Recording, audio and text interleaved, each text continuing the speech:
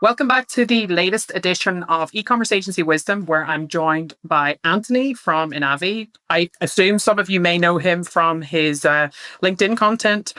Ironically, the topic that we're going to talk about today is e-commerce agency wisdom, what I wish I knew about content, which is a great topic considering most people know that they need to produce content and don't really know where to start or how to turn that into business.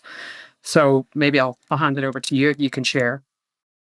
Yeah, I mean, so when it comes to content, I think when I talk to agencies, especially those that aren't doing content, there's always an excuse about time. And I think I had that same exact excuse, like for a whole entire year. Sheldon on our end, who's our head of growth, was producing some content, like two or three a week on LinkedIn. He was getting some traction. It was actually improving the quality of applicants we had when we were hiring. So we saw some of the fruit of those efforts, and I knew like I needed to invest in it. And it took me a whole year to decide, okay, I'm going to freaking do this. I'm going to write 5 pieces of content at least a week and just go hard into it. And so I finally did and started to realize the power of not only what you can do with LinkedIn in particular and the reach that you can have, but just the idea of writing content and what that does for how you think about what you do. And so that's the one area that I think is not oftentimes talked about. Oftentimes we're talking about like how you get established as a thought leader, how you can generate meaningful conversations. But the most impactful thing for me was in writing content, I was able to kind of communicate our process. I was able to really think through that a little bit more, articulate it better, develop our IP. So we have like one of the things that we've really tried to do at Enavi, because in the sea of agencies, in what we do, CRO, there's not as many like paid media or email, but the reality is there's a lot of agencies and you have to differentiate. And so through writing content, we've been able to really think about our IP and develop language that is uniquely Enavi, metric on fire, intrasite funnel, human obsessed CRO. And that's been really impactful for just when we have conversations with brands, when we have conversations with agencies or tech partners, we know how to clearly communicate who we are, what we do, why we do, how we do it.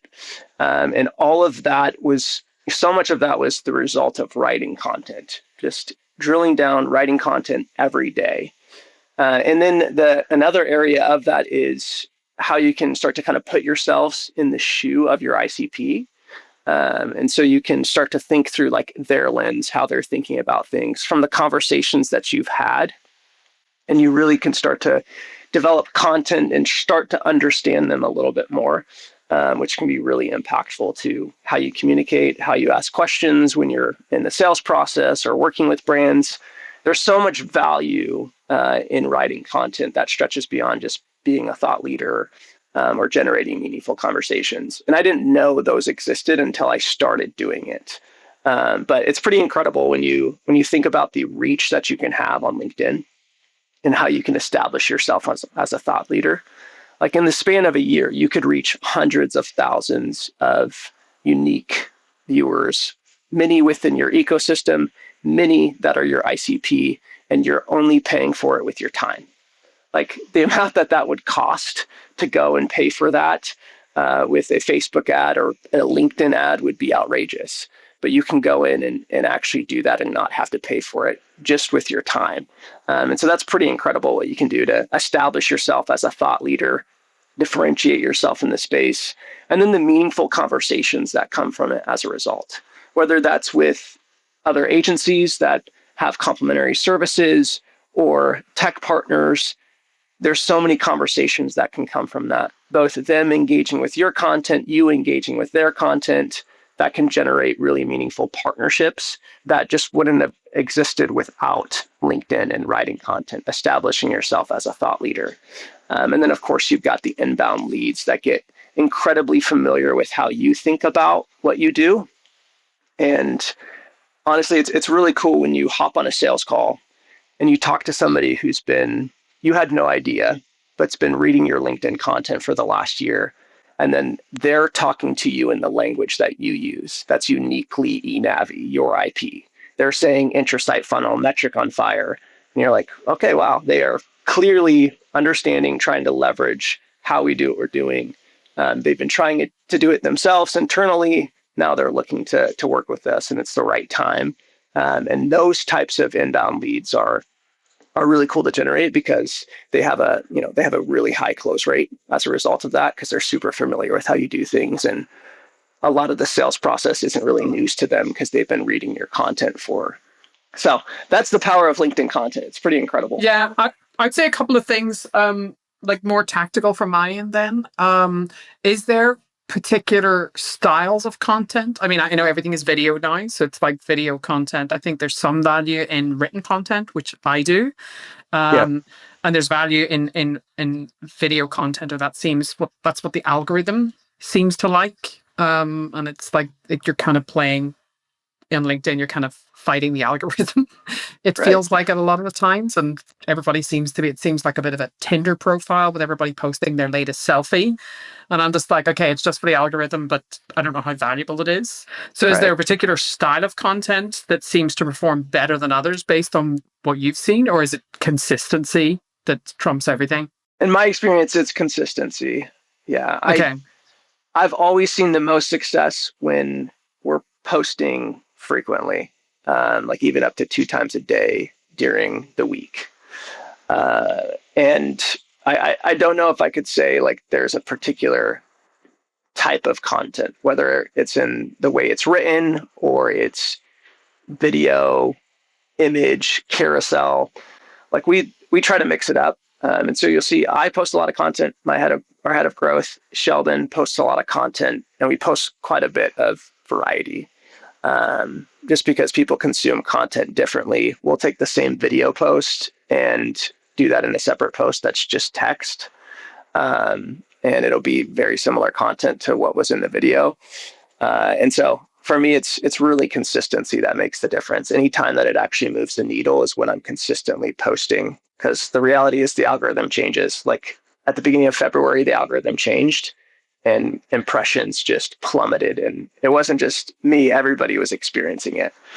And so I've always seen to like counter that, being consistent, pressing through, even when it's like, why the heck am I not getting any reach right now? Is really the only way forward, and to actually make, actually to make an impact on your kind of marketing efforts with your LinkedIn content.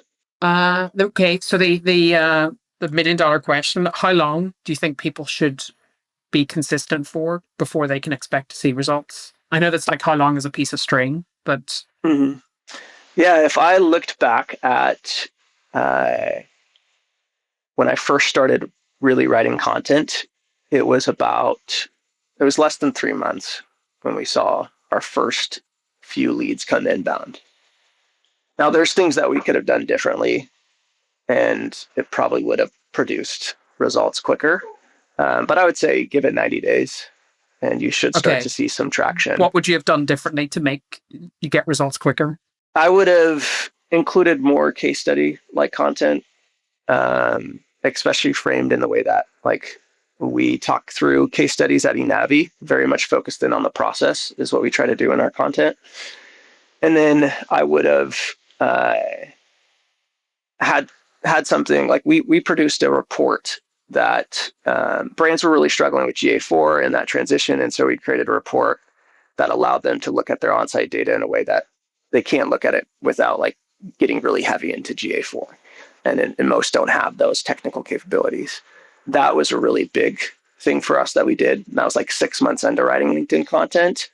I would have done that sooner because that made a pretty meaningful difference to our lead generation, the quality of the leads that were leveraging that resource. So having like a really good lead magnet, not those like gimmicky stuff that you see out there all the Not those time, but one frameworks. that's Yeah. one that's actually quality, that your ICP is it hits on a problem that's significant for them related to what you do. Okay. Last question then from me. I mean, I guess I'm asking for my own reasons. You know, I produce a lot of content online. My content is informational and valuable, not salesy. So I'm Yep. not pushing sales. And I think that there is an art to producing content that drives the reader to take action. I think there's a type of content that does that. And for the most part, the content is just consumed. For you, would it be case study content that you find causes people or leads people to take more action than just informational? Yeah, I don't know if I know that. I wish I could answer that. I would say if I had to guess, I would say it's probably that, or a resource that then gets them into our like newsletter content, our funnel, from that standpoint, which just goes, the newsletter content goes a layer deeper than what we're going in on LinkedIn.